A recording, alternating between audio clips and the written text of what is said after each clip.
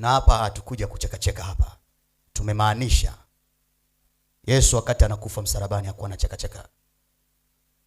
Kanisa la sasa limekuwa linachekacheka sana, ndio maana mizambi imejaa tu kanisani. Michungaji nayo mizinzi. Na chekacheka tu na watu. Mtu anavaa nusu uchi anakuja kanisani.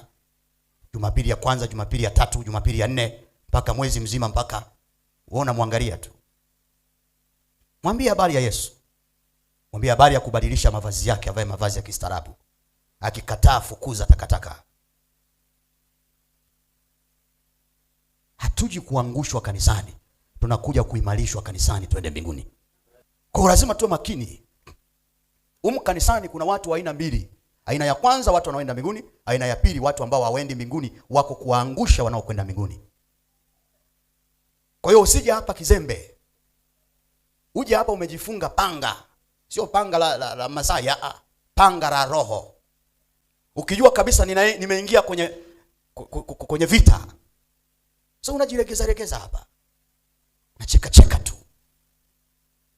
Unamchekea mwanamke. Nacheka ovyo. Ujinga tu. Na siku moja, unajua mimi huwa nawaonya vijana wangu. Niliwahi kukuonya ndugu. Nilikukuta na binti gizani. Umesimama naye upande wa kwenda hivi. Nilikuwa na Pastor Mwanjiku.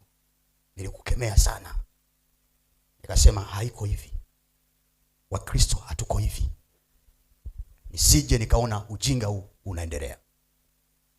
Na nyinyi wawili hamkujua kama, na wote mko hapa, hamkujua kama nitatokezea hapo. Lakini ndio siku hiyo nilikuwa natokezea sasa. Nadhani mlitamani hali zipasuke muingie ndani.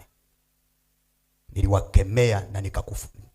Huyo binti anajijua, nilimtimua nikamwambia potea. Ondoka hapa. Hatuna mchezo. Ukiwa na mchezo nenda makanisa yako huko. Watu wanazini, wanafanya uovu, wanafanya nini huko. Hapa ukija umaanishe. Hatujaja kutoa macho hapa. Msipende kusimama na watoto wa kike. Usiende kwa mtoto wa kike, wewe sio towashi. Wewe towashi. Nacheka tu. Umeoa unacheka tu. Hujaoa unacheka na wake za watu. Marufuku.